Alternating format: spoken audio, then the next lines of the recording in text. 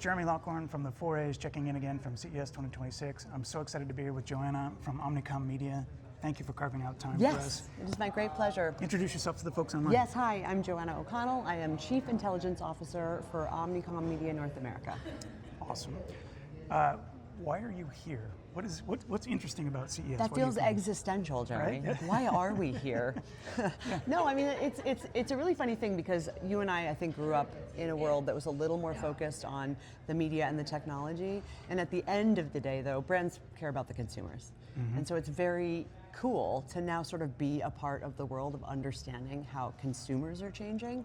And technology drives consumer behavior, like it just does. Yeah. And so one of the things that we think about in our research a lot is this endless waltz, as my colleague Ben Havanis calls it, which is essentially a technology comes onto the scene, consumers adopt the technology, and then marketers have to adapt.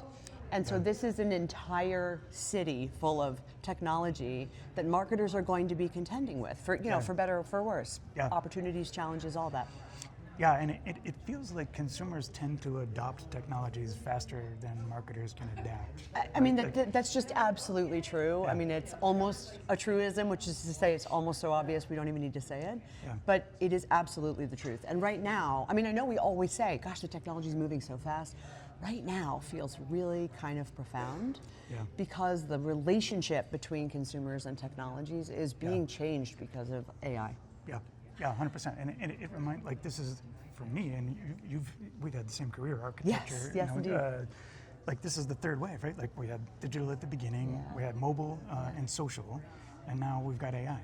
And it's funny because I'm still not sure if that even works or if it's even bigger. I haven't fully wrapped my head around it. That's fair. Maybe to the degree that the internet changed things fundamentally because it sort of brought information to people and democratized information. Yeah. But this is I'm grappling with it a little bit, like just personally and professionally, because it's very easy to get caught up in the hype cycle with AI, and of course, to be clear, like there are all kinds of forms of AI, and AI is not new in advertising, right? Yeah. Machine learning's been in place inside of DSPs forever. Yeah. But something about the fact that humans are building these kind of relationships with, chatbots that live on their phone in their pocket, that is changing how they have conversations. It's changing how they make purchase decisions. Right. It sits between them and brands, right? Because of the sort of nature of the LLMs. Yeah. As it becomes more agentic, like there's just, it feels big, but I feel it's very important to remember though that we are still human beings, and we are wired as human beings in certain ways. So what is it going to look like when people are using technology but craving humanness? Like that was something I think that appeared a little bit at CES this year. Yeah. So we've kind of hinted at this already, but one of the challenges I think also is just the insane pace of change. Yes, that is true. How do you keep up with it, and how do you coach your clients to keep up with that? I will just humble brag for a second and say I have the best job in the world, because my job is to understand consumer behaviors and attitudes. And my job is to understand what's going on in the media marketplace and the ecosystem to bring those kinds of insights to brands. So I'm in a very rare and cool position to be able to go out and say, hey, what is going on with generative AI and consumers? Yep. How are they adopting this stuff?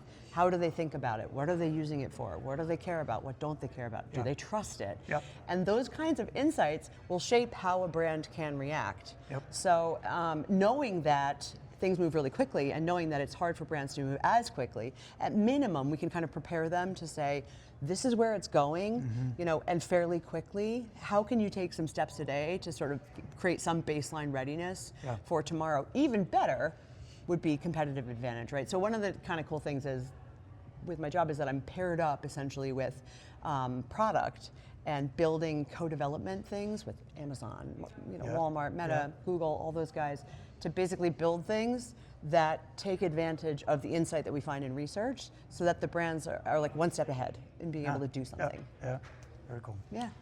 All right, my final question is the crystal ball question. Oh boy. You ready for this one? Yes.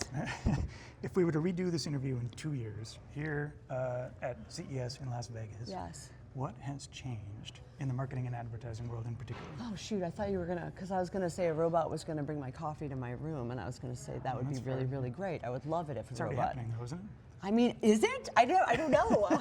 I didn't have time to find out if I could get a robot to bring me coffee. I know they're boxing and playing ping pong. Yes. Yeah. Man, that's hard. I get like these are the questions that I'm grappling with, though, is like the humanness of humans and what that looks like and how far they lean into technology and sort of let technology run things for them, versus some kind of, actually it's not even a versus, but then is there also maybe a backlash against so much automation, so much kind of machine help?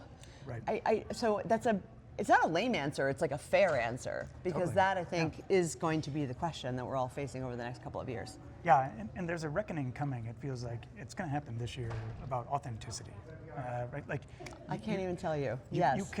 People cannot tell the difference between artificial generated and human generated anymore. It's so fascinating that you say that. Okay, so we did this piece of research. We just released it right before CES. It was called The Future of Brand Influence, and we were basically trying to understand the forces that were influencing people today, consumers, versus like 20 years ago. You know, and there's all of these factors that are changing that decision-making process, and generative AI is clearly one of them, right? And in the piece, we were sort of just talking about generative AI as an assistant. But what you're also talking about is generative AI as this content engine, production engine that can be increasingly hard to differentiate from human created. And so then the question is, does it matter? Will people care? Probably, but is in every situation. So, you know, how does a brand truly maintain its essence? Because in that same research, consumers told us loud and clear that they value authenticity, and that trust can be quite variable, quite situational. So you got to be really careful with that stuff. And they also told us that they feel like brands don't care about them the way that they used to. So it's like, oh man. There's like a real responsibility then for a brand, I think, to be like, who am I? Right. And why should you care like about what I want to do for you? Yep. That's a perfect place to leave it. Okay. Thank you for making time. Yeah, my pleasure. Stay tuned, everybody, for more updates from the 4As here at CES 2026. Thanks so much.